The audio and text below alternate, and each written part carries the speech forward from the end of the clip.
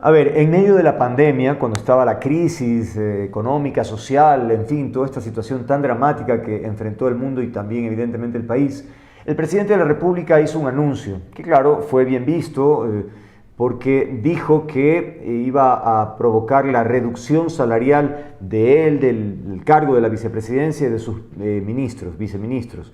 Entonces, bueno, en medio de esa pandemia se dijo, caramba, es un gesto importante. No es que se va a lograr pues ahorrar millonadas, pero es un gesto que habla de sacrificio y enhorabuena por eso.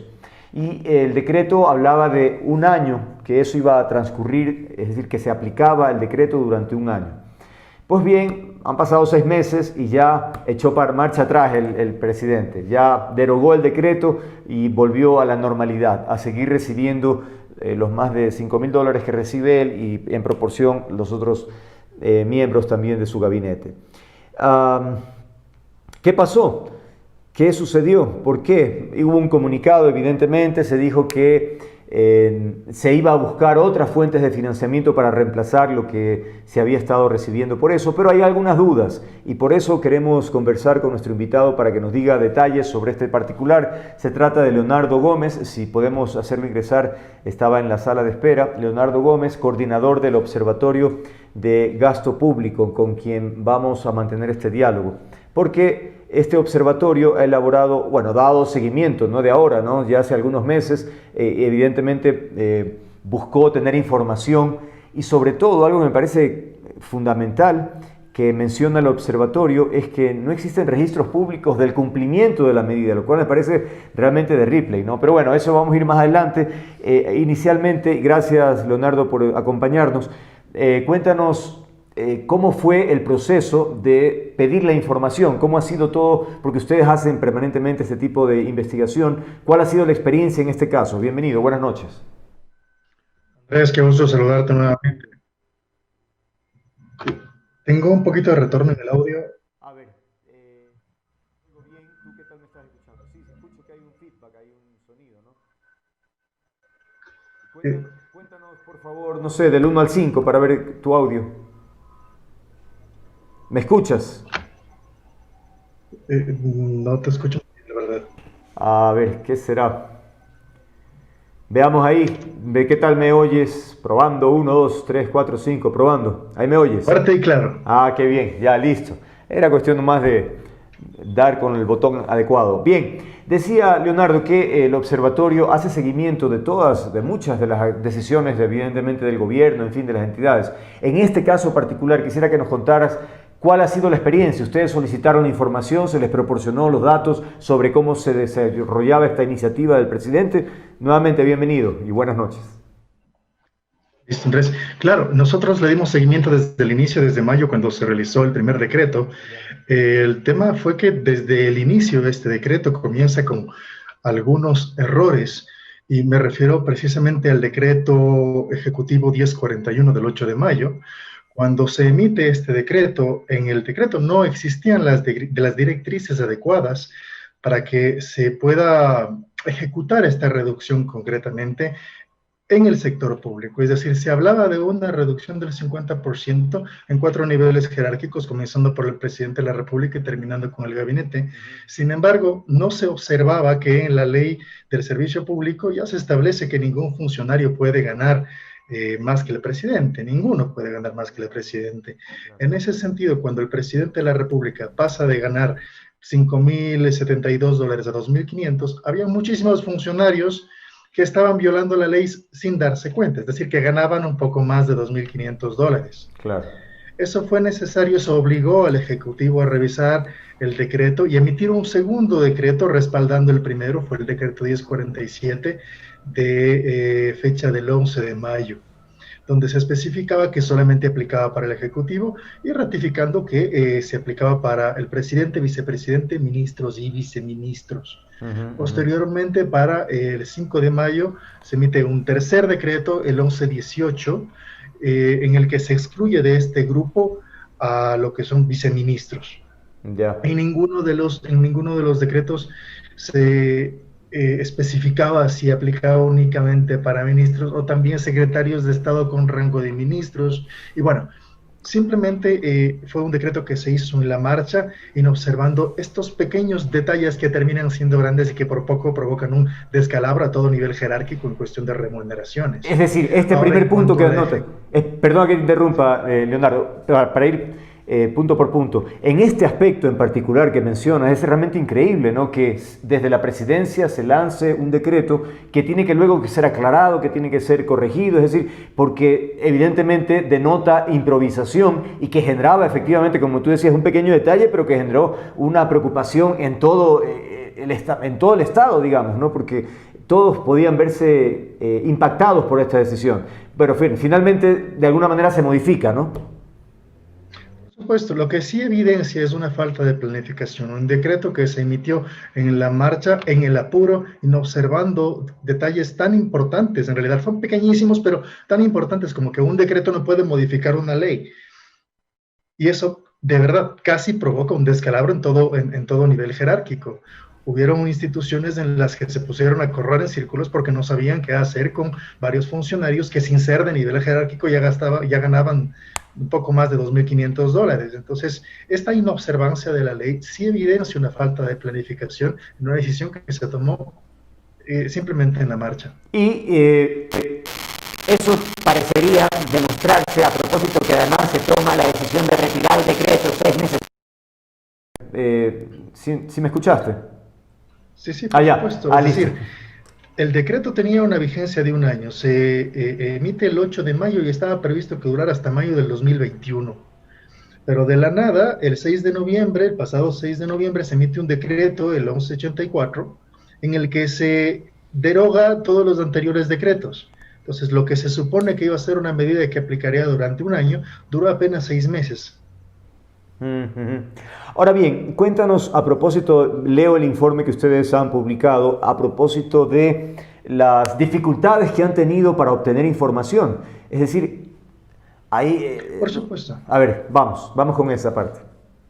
Por supuesto, desde que se emitió este decreto estuvimos pendientes de la aplicación de las reducciones o el aporte que estaban realizando por parte de las autoridades. Si bien la cantidad, hablando en términos macro, no es significativa, iba a ser una reducción más simbólica. Así es. La ciudadanía esperaba de parte de esas autoridades una muestra de solidaridad, considerando que estábamos viviendo una crisis realmente importante.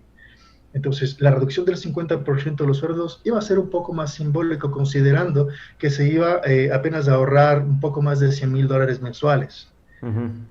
Entonces, ese simbolismo era importante, pero esta reducción no es visible en cuanto a la norma de transparencia. Cuando uno revisa las secciones de transparencia de cada una de las instituciones públicas involucradas, no encuentra este registro. No encuentra este aporte o reducción, como quieran llamarlo, no existe en los registros, en los archivos. Nosotros recurrimos a Presidencia, al Ministerio de Finanzas, que finalmente nos remitió al Ministerio de Trabajo, y después de más de un mes de insistencia, la respuesta fue que, el Ministerio de Trabajo nos respondió que los encargados de la ejecución eran las unidades de talento humano de cada uno de los ministerios, mientras que el Ministerio de Finanzas dijo que la directa ejecución era por parte del Ministerio de Trabajo. Entonces, cuál sea el responsable, no se pueden desligar de la responsabilidad, cada uno siendo una unidad como poder ejecutivo. Y en las portales no existe un registro, es decir, cuando uno busca en los archivos de remuneraciones, que debe ser publicado oportunamente cada mes en cada una de las instituciones públicas, no existe, no es visible la reducción del 50%. La explicación que nos dieron las autoridades es que el sueldo, al estar fijado por ley también, entonces debe figurar en su totalidad, mientras que el aporte, es decir, la reducción, era descontada internamente, pero no existe un registro de eso que sea público para que la ciudadanía misma pueda ver que efectivamente se realizó. Es decir, entonces esto es un acto de fe, uno tiene que creer que efectivamente eso sucedió, porque no hay un lugar físico donde diga efectivamente que se produjeron esa reducción. Es decir, nos pudieron haber mentido, es una de las posibilidades. La ciudadanía tiene derecho a saber dónde está el dinero que sale de su bolsillo. Recordemos que los fondos públicos no es dinero del gobierno, es dinero de los ecuatorianos, y por tanto el gobierno, las autoridades están obligadas a rendir cuentas a la ciudadanía. Y en ese sentido, una reducción del 50% que se aplicó vía decreto tiene que ser visible para cualquier ciudadano sin necesidad que cualquier persona efectivamente presente una solicitud de información, que fue lo que nos solicitaron a nosotros. No es posible presentar, no es posible que nosotros tengamos que presentar cualquier ciudadano una solicitud de información a cada una de las instituciones cuando es obligación suya Claro. mostrar cada mes cuál fue la ejecución presupuestaria. Aquí hay varios aspectos importantes, ¿no? Uno, la burocracia, esto de que se tiran la pelota entre un ministerio y otro, se diluye, que dicen, bueno, yo no tengo la información, no tiene tal otro, o si no es el Departamento de Talento Humano, hay que ir por cada ministerio para preguntarle al talento humano a ver si lo ha hecho. Realmente es increíble cómo de esta manera pues se impide tener la certeza, la seguridad, con claridad y transparencia si se produjo este episodio. Entonces, ahí queda o ustedes van a insistir, porque es que también da la sensación a ratos de que nos ven la cara, es decir, porque esto ocurre en plena pandemia y claro, fue un golpe de efecto en términos emocionales, ¿no? Vaya, qué bueno que el presidente haga semejante gesto, pero no puede ser que resulta que capaz que no lo han hecho. Tenemos que tener la constancia y punto. Correcto. La falta de planificación también provoca descoordinación y fue lo que evidenciamos acá. Ahora, como Observatorio de Gasto Público de la Fundación Ciudadanía de Desarrollo, exhortamos a las autoridades a que cumplan con la ley de transparencia y evidencien que efectivamente esta reducción, este aporte por parte de las autoridades se realizó. Si bien fue un gesto simbólico, ese simbolismo debe ser visible y debe estar presente en los registros que son públicos y deben estar disponibles para la ciudadanía. Vamos a dar seguimiento a esta medida y vamos a insistir para que esa información se muestre públicamente. Tengo aquí algunos comentarios en redes. Laura Isabel Zurita dice, faltando tan poco para terminar el periodo de gobierno, lo mínimo que la ciudadanía esperaría de los funcionarios públicos es que mantengan la reducción de sus sueldos. Qué poca empatía demuestra el gobierno. Y luego Rita Mesías dice, a los empleados públicos sí aplicaron la reducción. ¿Qué comentar de esto? Yo también podría asegurar que quizás en uno o dos casos me consta que se realizó una reducción, pero existen muchos más funcionarios de los que no. Es decir, no basta con que yo como Leonardo, en un caso personal, sepa. Lo que es necesario y prudente es que las autoridades expongan esta reducción, la registren con documentos públicamente para que no Leonardo, no Andrés, sino cualquier persona, cualquier ciudadano ecuatoriano pueda revisar esa información y esté al alcance. Es lo que expone, es lo que dice, dicta la ley de transparencia y es lo que debe cumplirse. Ahora bien, en el comunicado del gobierno, también en una parte, en el decreto, se decía que el gobierno buscaría otras fuentes de financiamiento para reemplazar lo que se deja de los ingresos. Eso también ustedes pueden preguntar, entiendo, ¿no? Es decir, para saber, bueno, de qué manera se va a reemplazar esos dineros, si es que es verdad que lo van a hacer. Es decir, que ya uno no sabe qué mismo, pero en todo caso, ¿van a gestionar, por ejemplo, ese tipo de información? Ese tipo de información seguramente el gobierno lo expondrá en su momento. Sin embargo, todo dinero que ingrese a las arcas fiscales debe ser declarado en los registros fiscales y deben estar de forma pública en toda sección de transparencia. Esos dineros, es decir, la ejecución de esos dineros, del registro de esa ejecución, debe estar visible para todos los ciudadanos, sea periodista, sea un observatorio, sociedad civil en general, tiene derecho a conocer la ejecución del dinero que le pertenece a la ciudadanía. A ver, veamos algunos otros. Panchitos, dice, el gobierno no ha sido honesto con el pueblo, una vergüenza, dice también, bueno, gracias por estar en sintonía, Azul 7, Gregory Joy, Juan Javier Borja, Patricia Paredes, en fin, está en sintonía, gracias por estar escuchando esta conversación, porque, insisto, alguien puede decir, bueno, pero tampoco es tanto, ¿por qué hacer tanta laraca? Pero me parece que es un detalle de honestidad, de transparencia, de información, es decir, aparte estamos hablando de la palabra del presidente, y entonces no es cualquier cosa, ¿no? Es decir, porque, insisto, hay quienes pueden minimizar el tema y decir, bueno, pero ya no era un valor importante, pero es lo que representa, Leonardo. Es lo que representa y mucho más que eso. Estamos hablando de que en un inicio era un poco más de 100 mil dólares mensuales. Podemos estar hablando de, no sé, un millón y medio al año. Claro. Sin embargo, si hablamos en términos macro, eso no representa más del Sí, 0.001 del así Producto es, Interno Bruto, ¿de así es. acuerdo? Pero ¿cuántas mascarillas o cuántos respiradores se pueden adquirir con ese dinero? Estamos hablando de que cada centavo que sale del dinero de los ecuatorianos es sagrado. Estamos hablando de que hasta el año pasado, me parece, se pagaba $17,000 mensuales en la residencia de María Fernanda Espinosa, que hay un clamor popular por eliminar las pensiones vitalicias en los que se gasta cerca igual de $1 millón. Es decir, existen dineros que salen del bolsillo de los ecuatorianos que deben ser cuidados. Y yo le puedo decir también, $17,000 en términos macro no significa nada, pero son $17,000 que podrían alimentar una familia quizás por todo un año. Claro, claro, es correcto. Es decir, efectivamente, si uno pone en proporción, efectivamente ese valor puede servir de manera concreta. Estaba haciendo una suerte de editorial a propósito de la convocatoria que hace la Asamblea al canciller para que explique, por ejemplo, el costo-beneficio de la vicepresidenta ahí en el Vaticano, porque efectivamente también, aunque ha trascendido cierta información, pero tenemos los ecuatorianos que saber con transparencia exactamente para qué fue, en qué se invirtió y cuál es evidentemente esa relación. Tenemos que estar informados los ciudadanos.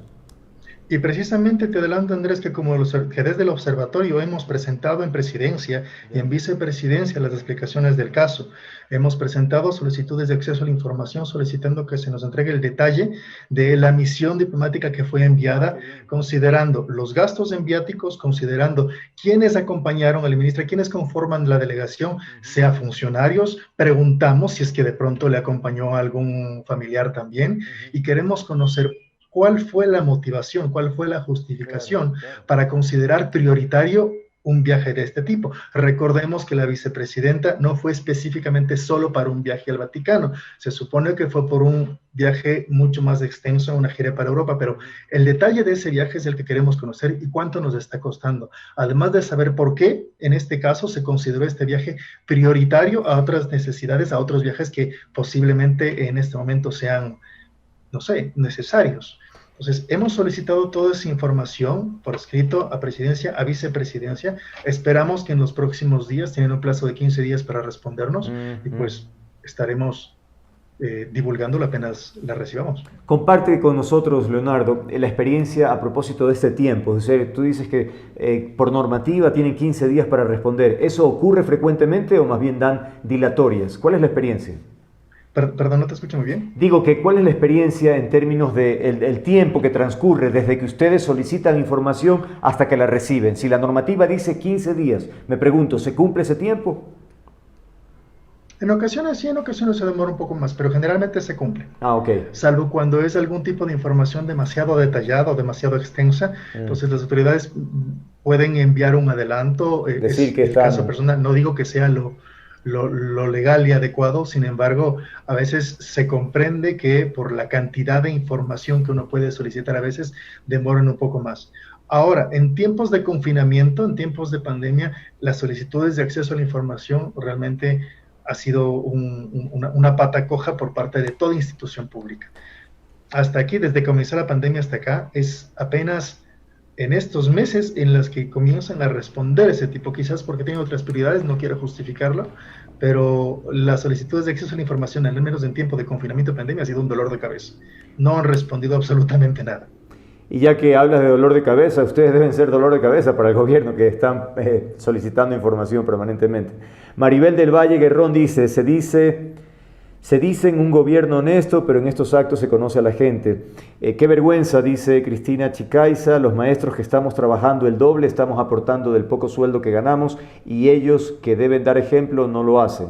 Son otros de los comentarios. Aquí tenemos la libertad para que la gente exprese, evidentemente siempre que no suban de tono, pero en todo caso ahí está el malestar, efectivamente, porque la gente pues se da cuenta, ¿no? Hay crisis, hay necesidades y el gobierno parece tener un doble discurso, ¿no? Pide sacrificio, pide esfuerzo y vemos que de alguna otra manera parecería no estar haciendo el mismo sacrificio. Con eso vamos concluyendo, Leonardo.